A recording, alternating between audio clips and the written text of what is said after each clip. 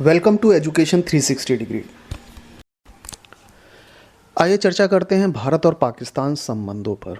देखिए, पाकिस्तान का जो निर्माण हुआ, पाकिस्तान का निर्माण भारत से अलग होकर हुआ था और भारत से पाकिस्तान धर्म के आधार पर अलग हुआ और 14 अगस्त 1947 को पाकिस्तान एक स्वतंत्र राष्ट्र के रूप में दुनिया के सामने आया और पाकिस्तान का निर्माण हुआ।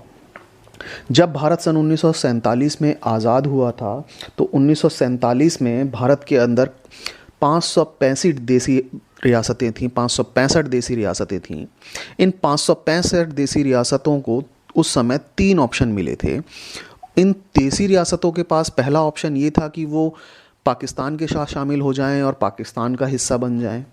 दूसरा ऑप्शन इनके पास ये था कि वो भारत के साथ शामिल हो जाएं और भारत का हिस्सा बन जाएं।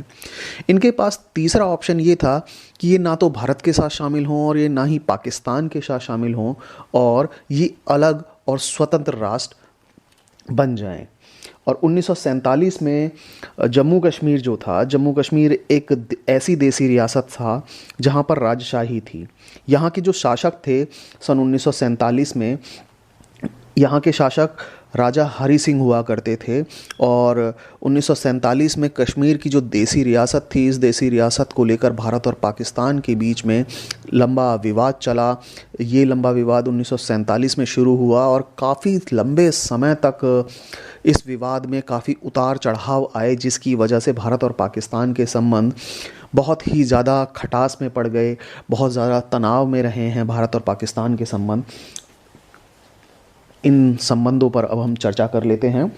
देखिए, 1947 में जब कश्मीर देशी रियासत के शासक राजा हरी सिंह ने ये डिसाइड किया कि भाई वो ना तो पाकिस्तान के साथ शामिल होकर पाकिस्तान का हिस्सा बनेंगे और ना ही भारत के साथ शामिल होकर भारत का हिस्सा बनेंगे, बल्कि जम्मू कश्मीर एक अलग राष्ट्र का निर्माण होगा, और ऐसा राजा हरी सिंह ने डिसाइड किया था।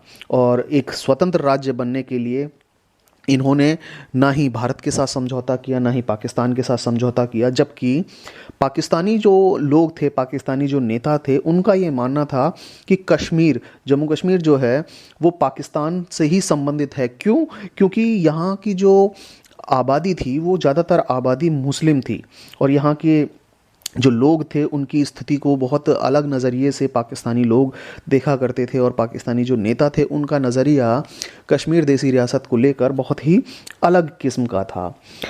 यहाँ जम्मू कश्मीर में एक लीडर हुए शेख अब्दुल्ला, जो कि नेशनल कॉन्फ्रेंस के लीडर थे।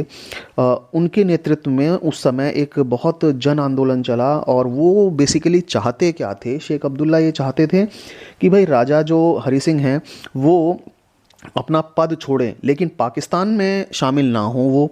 और नेशनल कॉन्फ्रेंस, जो कि एक धर्मनिरपेक्ष संगठन था, उसका कांग्रेस के साथ काफ़ी समय तक गठबंधन रहा और राष्ट्रीय राजनीति में इसके जो प्रमुख नेता थे शेख अब्दुल्ला के मित्र थे और इनमें नेहरू भी शामिल थे। तो इनकी नेहरू के साथ और कांग्रेस के लीडर्स के साथ काफ़ी करीबी संबंध रहे शेख अब्दुल्ला के, जिसकी वजह से ये चाहते तो ये थे कि भाई कैसे भी कर कर राजा हरी सिंह जो है वो अपनी गद्दी से उतर जाएं, लेकिन वो पाकिस्तान में शामिल ना हों और एक अलग राष्ट्र बने या जैसी भी पोजीशन बने उसमें वहाँ उनकी राजनीति, शेख अब्दुल्ला की राजनीति चमक जाए।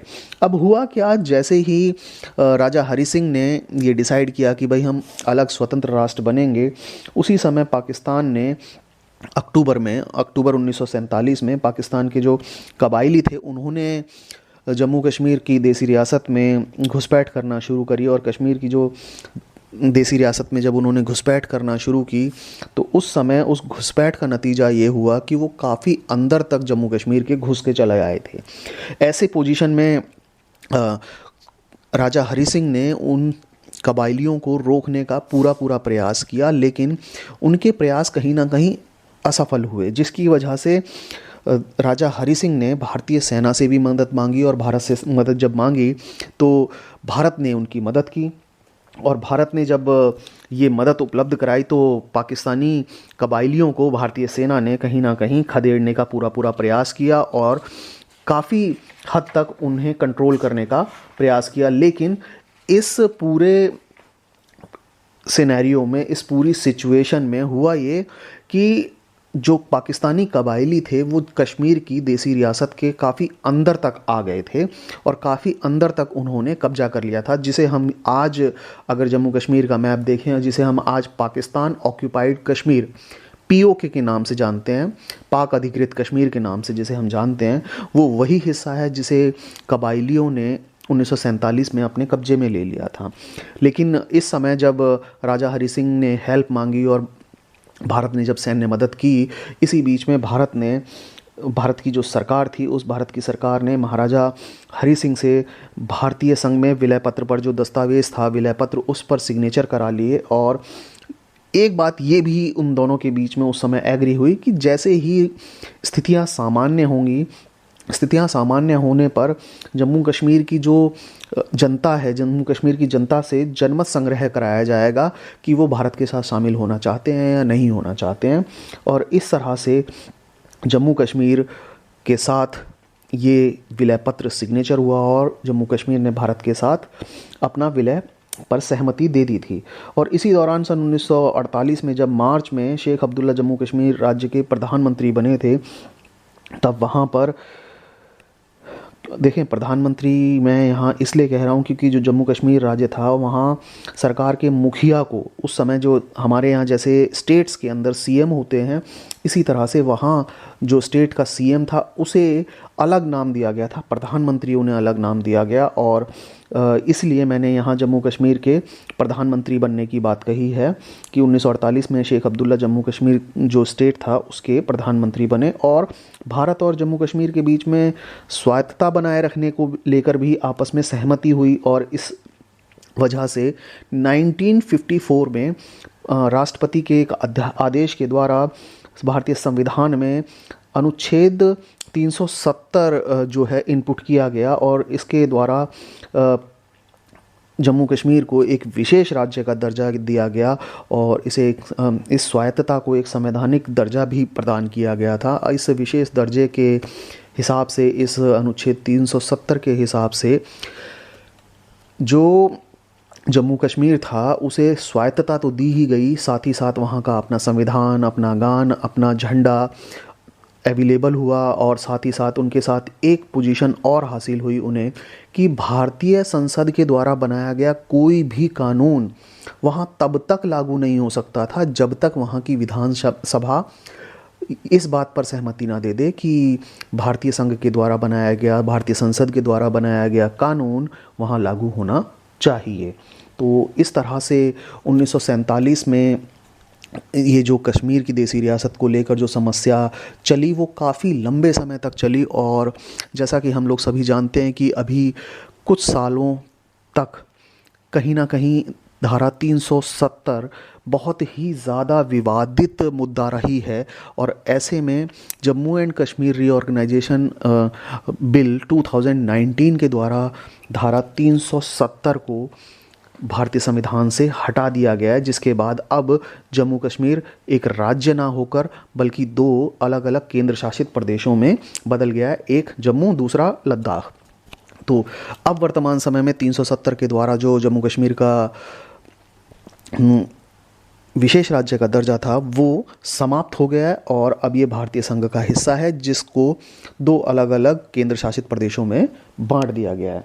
इसके बाद देखिए, यदि हम बात करें कि क्या 1947 में जो विवाद शुरू हुआ था जम्मू कश्मीर मुद्दे को लेकर भारत और पाकिस्तान के बीच में, क्या यही विवाद रहा, तो इसका आंसर है नहीं।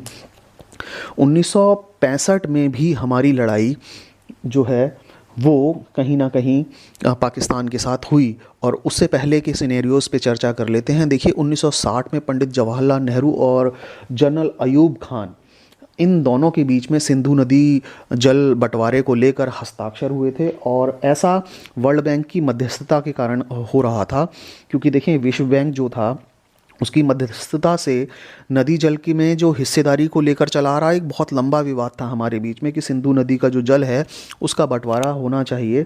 और वर्ल्ड बैंक ने मीडिएशन किया, जिसकी वजह से ये विवाद जो है भारत और पाकिस्तान के बीच में इस पर ठीक ठाक अमल होता चला आया। और इस वक्त हमारे जो प्रधानमंत्री थे पंडित जवाहरलाल नेहरू, 1962 में उनकी डेथ हुई। उसके बाद हमारे अगले जो प्रधानमंत्री बने वो लाल बहादुर शास्त्री जी बने, और उन्होंने 1962 में पंडित जवाहरलाल नेहरू की मृत्यु के बाद भारत के प्रधानमंत्री का पद संभाला था। और अप्रैल 1965 में पाकिस्तान ने गुजरात का जो कच्छ इलाका है वहाँ पर एक सैनिक हमला बोला। उसके बाद जम्मू कश्मीर में अगस्त और सितंबर 1965 के महीने में बड़े पैमाने पर बहुत भारी हमला किया था, जिसकी वजह से पाकिस्तानी नेताओं को ये उम्मीद थी कि इस हमले का जम्मू कश्मीर की जनता समर्थन करेगी, लेकिन ऐसा हुआ नहीं।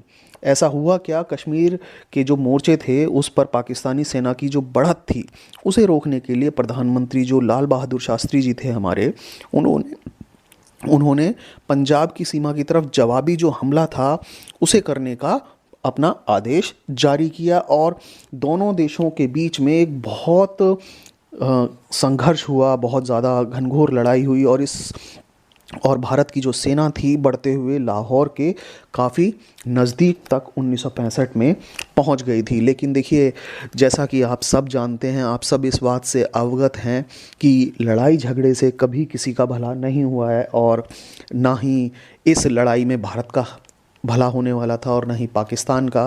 अंत में दोनों देशों को झुकना पड़ा, और संयुक्त राष्ट्र संघ के हस्तक्षेप से 1965 में ये जो भारत और पाकिस्तान के बीच लड़ाई हो रही थी वो लड़ाई बंद हुई। और भारत के जो प्रधानमंत्री लाल बहादुर शास्त्री जी थे और पाकिस्तान के उस समय जनरल अयूब खान, इन दोनों ने शांति बनाए रखने के लिए सन 1966 में ताशकंद में एक समझौता किया।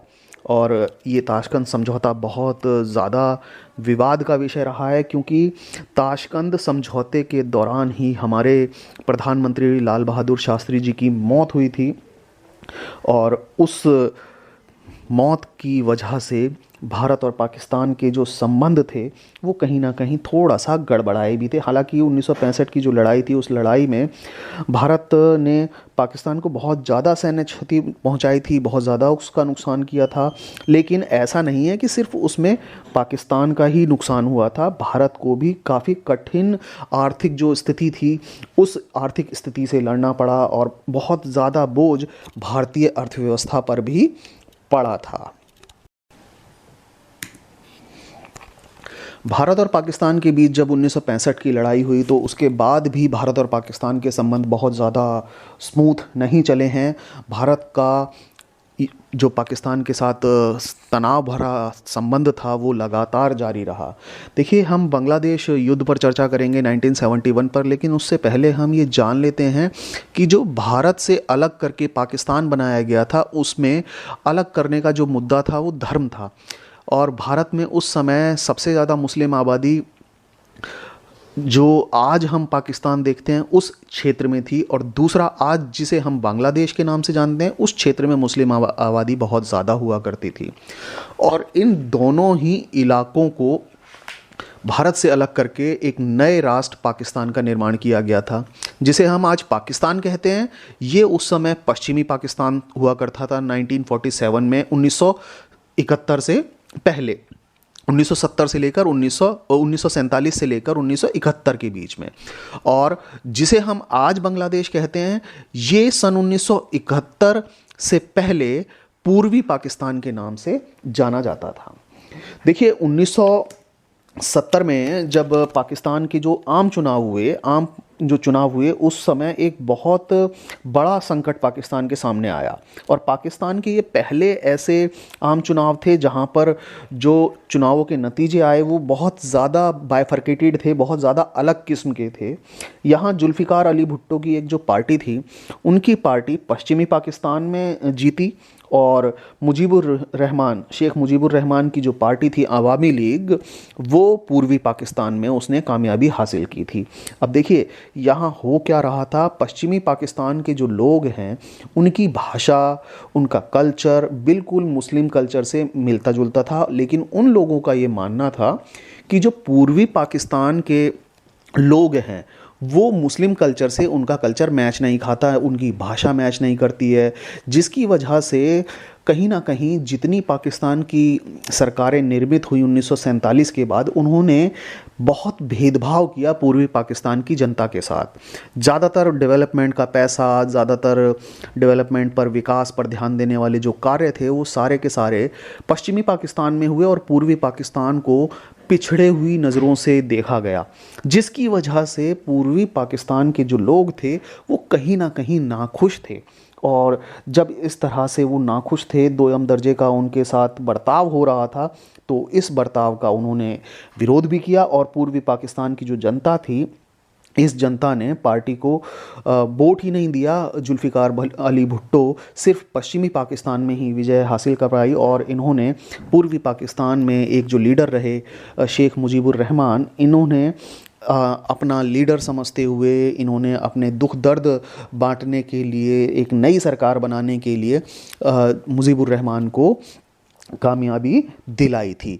अब जब इन्हें कामयाबी मिल गई तो भाई मामला कहीं ना कहीं अवामी लीग की तरफ से अपनी डिमांड रखने का भी आया। और ऐसी पोजीशन में सन 1971 में शेख मुजीब को गिरफ्तार कर लिया गया, शेख मुजीबुर रहमान को अरेस्ट कर लिया गया। और उस समय उनकी अरेस्ट के बाद मामला थोड़ा तूल पकड़ गया और पूर्वी पाकिस्तान के जो लोग थे उन पर कहीं ना कहीं जुल्म करने की कोशिश की पाकिस्तानी सेना ने।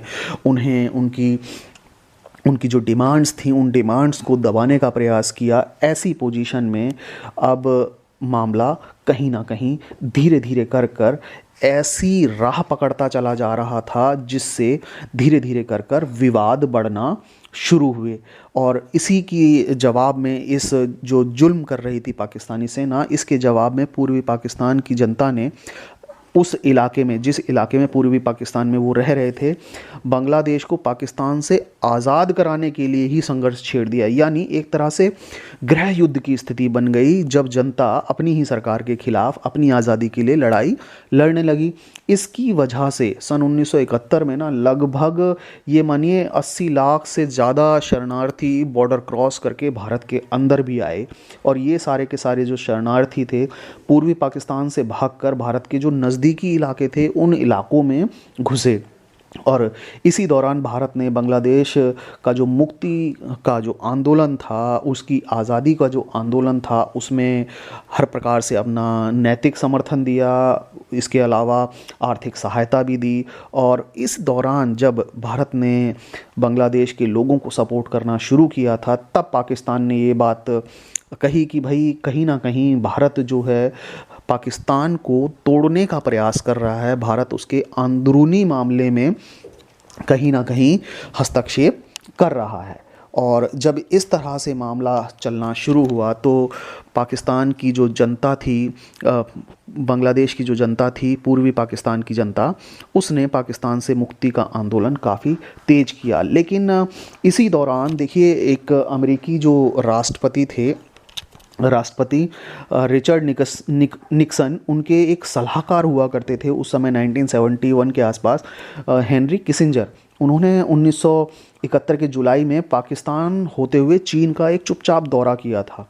और ऐसा भारत को लगा उस समय कि भाई अमेरिका के जो राष्ट्रपति हैं उनके सलाहकार पाकिस्तान गए चुपचाप और वहाँ से चीन चले गए। तो भारत को इस प्रकार से डाउट हुआ कि ये तो एक तरह से धुरी बन रही है अमेरिका की, पाकिस्तान की और चीन की, और ये तीनों मिलकर कहीं ना कहीं भारत को पीछे करना चाहते हैं, भारत पर दबाव डालना चाहते हैं। और इसी वजह से सन 1971 में भारत सोवियत संघ की तरफ थोड़ा सा ज़्यादा झुका। और उस झुकाव का एक नतीजा उस समय सामने आया कि शांति और मित्रता को बनाए रखने के लिए सोवियत संघ और भारत के बीच में एक 20 वर्षीय संधि भी हुई उस समय, उस दौरान। और इस संधि में भारत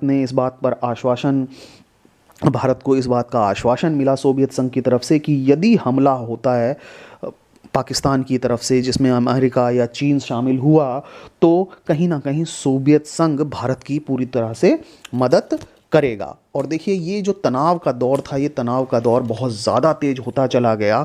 और जब ये तनाव का दौर इतना तेज़ हो गया कि जब अमेरिका, पाकिस्तान और चीन की धुरी बन रही थी, तीनों राष्ट्र, तीनों देश मिलकर भारत के खिलाफ हो रहे थे, और सोवियत संघ के साथ भारत ने जब शांति और मित्रता की एक संधि कर ली थी, तब भारत और पाकिस्तान के बीच में सन 1971 में, दिसंबर 1971 में भारत और पाकिस्तान के बीच में युद्ध छिड़ गया। और उस युद्ध के दौरान इतना ज़्यादा घनघोर लड़ाई हुई कि पाकिस्तान के जो लड़ाकू विमान थे उन विमानों ने पंजाब और राजस्थान पर हमले किए, जबकि उसकी सेना ने जम्मू कश्मीर में अपना मोर्चा खोला हुआ था। इसके जवाब में भारत ने भी, भाई ऐसा थोड़ी है कि पाकिस्तान किसी चीज़ का समर्थन कर रहा है, युद्ध का समर्थन कर रहा है तो वो कुछ भी कर लेगा। इसीलिए भारत ने अपनी वायुसेना, नौसेना और थल सेना के बलबूते पर, अपनी सेना के बलबूते पर पश्चिमी मोर्चे पर, साथ साथ पूर्वी मोर्चे पर भी कड़ी कार्यवाही करी। और स्थानीय लोगों ने इस बात का खूब समर्थन भी करा था उस समय कि भारतीय सेना पूर्वी पाकिस्तान में तेज़ी से आगे बढ़ी। और जब ये युद्ध चल रहा था तो 10 दिन के अंदर ही बांग्लादेश में भी जब पूर्वी पाकिस्तान के अंदर भारतीय सेना ने ढाका को तीनों तरफ से घेर लिया और पाकिस्तान के उस समय लगभग 1 लाख जो सैनिक थे उन्हें भारत के दबाव में आकर आत्मसमर्पण करना पड़ा और बांग्लादेश के रूप में एक नया राष्ट्र पूर्वी पाकिस्तान आज़ाद हुआ, बांग्लादेश का निर्माण हुआ। और उस समय भारतीय सेना ने अपनी तरफ से एक तरफा युद्ध विराम घोषित किया। लेकिन देखिए, ये जो 1971 का भारत और पाकिस्तान के बीच में युद्ध छिड़ा, ये बहुत तनावपूर्ण रहा। और इस तनावपूर्ण युद्ध को एक तरह से पूर्ण विराम देने के लिए, इसे पूरी तरह रोकने के लिए 3 जुलाई 1972 को भारतीय जो प्रधानमंत्री थी इंदिरा गांधी और जुल्फ़िकार अली भुट्टो पाकिस्तान से, इन दोनों के बीच में एक शिमला समझौता हुआ और शांति कायम करने का प्रयास किया कि भाई चलो ठीक है, जो हो गया वहाँ तक ठीक है, अब आगे हम लोग आगे मिलकर शांति बनाए रखने का पूरा प्रयास करेंगे। और अब हम ये चाहते हैं कि भारत और पाकिस्तान के बीच में शांति की स्थापना हो जाए। अब देखिए, भारत और पाकिस्तान के बीच में जो संबंध रहे भारत बांग्लादेश युद्ध के दौरान बहुत तनावपूर्ण थे। लेकिन इस संघर्ष के कारण, इस लड़ाई के कारण भारत पर सकारात्मक और नकारात्मक दोनों प्रकार के प्रभाव पड़े। जब 1971 में भारतीय प्रधानमंत्री को चुनावों में विजय मिली थी तो उस समय एक ऐसा कहते हैं ना कि इंदिरा गांधी पहले से ही एक अच्छी लीडर रही भारतीय लोगों की नज़रों में। और जैसे ही 1971 में हम पाकिस्तान से युद्ध जीते तो इंदिरा गांधी की जो लोकप्रियता थी वो बहुत ज़्यादा बढ़ गई। और इस युद्ध के बाद अधिकतर राज्यों में जो विधानसभा चुनाव हुए वहाँ अनेक राज्यों में कांग्रेस बहुत भारी बहुमत से जीती। लेकिन ऐसा नहीं होता कि युद्ध का सिर्फ सकारात्मक ही प्रभाव नज़र आए, अर्थव्यवस्था पर कहीं ना कहीं नकारात्मक चीज़ें भी नज़र आती हैं। और पड़ोसी देशों से संघर्ष ये जो हुआ हमारा, इस संघर्ष के कारण हमारी जो पंचवर्षीय योजनाएं चलती चली आ रही थीं वो पूरी तरह से पटरी पर उतर गईं। 1962 के बाद भारत को जो अपने सीमित संसाधन थे उन्हें पूरी तरह से रक्षा के क्षेत्र में लगाने पड़े और सरकार कहीं ना कहीं अर्थव्यवस्था के विकास से ज़्यादा ध्यान रक्षा के क्षेत्र में दे रही थी। भारत को अपने सैनिक ढांचे का आधुनिकीकरण करना पड़ा उस समय। 1962 में ही हमने रक्षा उत्पाद विभाग और 1965 में रक्षा आपूर्ति विभाग की स्थापना करी। और एक सबसे अहम बात कि जो तीसरी पंचवर्षीय योजना थी जिसका कार्यकाल सन 1961 से 1966 था, उस पर इतना ज़्यादा प्रभाव पड़ा कि उसके बाद हमें लगातार 3 एक साल की योजनाएं बनानी पड़ी और 3 एक वर्षीय योजनाओं पर अमल हुआ। इसके बाद कहीं जाकर आखिरी में चौथी पंचवर्षीय योजना जो 1969 में ही शुरू हो पाई। तो कुल मिलाकर यदि हम ये माने कि क्या भारत और पाकिस्तान के संबंधों का 1971 के जो भारत और पाकिस्तान के बीच युद्ध हुआ उसका सकारात्मक ही हमारी इमेज पर प्रभाव पड़ा। हमारी इमेज ज़रूर थोड़ी सी दुनिया में बन गई कि भाई हम एक कमज़ोर राष्ट्र नहीं हैं, किसी भी हमले का जवाब दे सकते हैं। लेकिन इसने हमारी अर्थव्यवस्था पर बहुत बुरी तरह से नकारात्मक प्रभाव भी डाले थे। और ऐसा नहीं है कि भारत और पाकिस्तान के बीच संबंध सिर्फ यहीं रुक गए। इसके बाद हम लोगों ने 1999 में कारगिल में पाकिस्तान के साथ लड़ाई लड़ी जिसमें भारत पूरी तरह से विजयी रहा। और पाकिस्तान की ये आदत में शुमार हो गया है कि वो अक्सर बॉर्डर के इलाकों में कहीं ना कहीं सीज़ फायर करता रहता है, कहीं घुसपैठ करता रहता है, जिसकी वजह से भारत और पाकिस्तान के संबंध जो हैं वो पूरी तरह से तनावपूर्ण लगातार बने हुए हैं। और कहीं भी उसमें थोड़ा सा विराम जरूर आ जाता है, लेकिन उस विराम को पाकिस्तान कहीं ना कहीं अशांति में बदल देता है। उम्मीद करता हूँ मेरे द्वारा वीडियो में दी गई जानकारी आप लोगों को पसंद आई होगी। यदि आपको वीडियो में दी गई जानकारी पसंद आई है तो इस वीडियो को लाइक करें, शेयर करें, चैनल को सब्सक्राइब करें। धन्यवाद।